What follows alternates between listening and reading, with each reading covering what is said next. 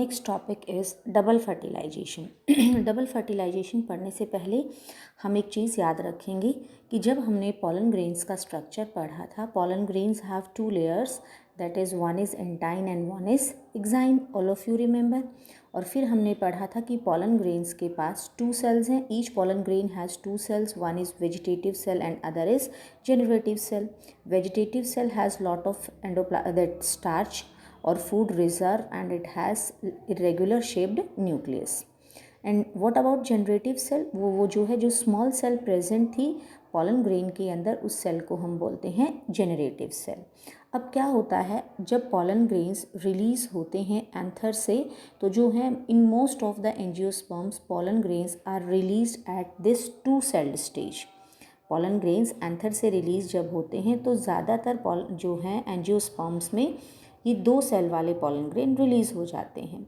और in the remaining species what will happen, the generative cell, जो generative cell है, it divides mitotically and it produces two male gametes. जो generative cell है, बाकी के जो 40% एंजियोस्पर्मिक प्लांट्स रह गए हैं उनमें ये जो जनरेटिव सेल है ये डिवाइड हो जाती है और ये कितने गैमेट्स प्रोड्यूस कर देती है, टू मेल गैमेट्स। यानी कि टोटल जो है कितनी सेल्स हो गई, 3 cells, two male gamete and 1 vegetative cell.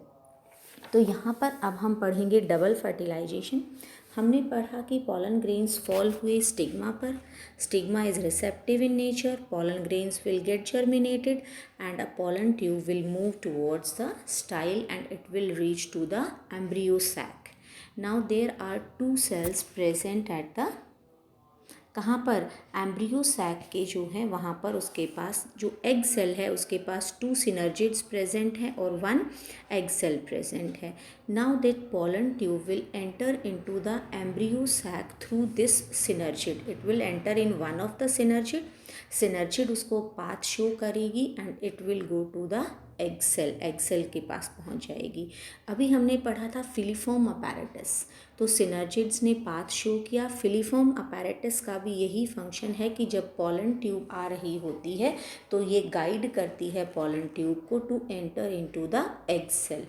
Now what will happen, as the pollen tube will enter into the egg cell, it has 2 male gametes। अभी हमने पढ़ा कि जनरेटिव सेल के पास 2 मेल गैमेट हैं, तो जो one of the male gamete है that will get fused with the egg के साथ फ्यूज़ हो जाएगा and this fusion of egg is a female gamete and the male one is male gamete, so fusion of male and female gamete will take place and this is known as syngamy. Now what about the other male gamete? The second male gamete, it will get fused with the polar nuclei. अब polar nuclei already one celled था लेकिन उसके पास 2 nucleus थे, एक male gamete और आ गया। Male gamete क्योंकि एक सेल है उसके पास अपना न्यूक्लियस भी है। अब यानी कि इस पोलर न्यूक्लियाई के पास कितने न्यूक्लियस हो गए हैं, 3 न्यूक्लियाइज, और इसीलिए इसे हम क्या बोलते हैं, ट्रिपल फ्यूजन। 3 न्यूक्लियस मिल गए हैं। कहाँ से आए, 2 पोलर न्यूक्लियाई के पास अपने थे, एक मेल गैमेट से आया। So this fusion is known as triple fusion and this polar nuclei now it will form PEN, primary endosperm nucleus, which is triploid in nature. Now as the 2 fusions have taken place, one with the egg cell and the other with the polar nuclei, so this condition is known as double fertilization. This PEN later on will develop into the endosperm and zygote will develop into embryo. These are different shapes of the embryos they have shown in their book, NCERT book. The different embryo sacs, stages in embryo development in dicot. This is the condition we have just studied. Zygote is there. Degenerating synergids later on as the fertilization has taken place. These synergids now do not have any role, so they will be degenerated. This PEN will develop into endosperm. These antipodals now also do not have any function, so they will also get degenerated.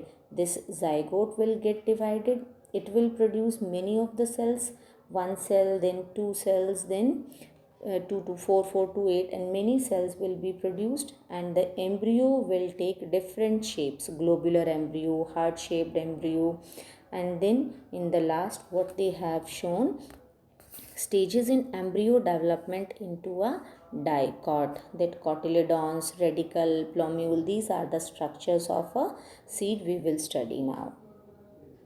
Now post fertilization events.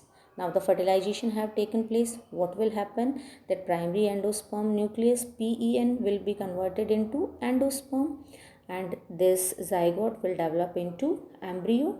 Then maturation of ovules. Ovules will form seeds. Ovary will be converted into fruits.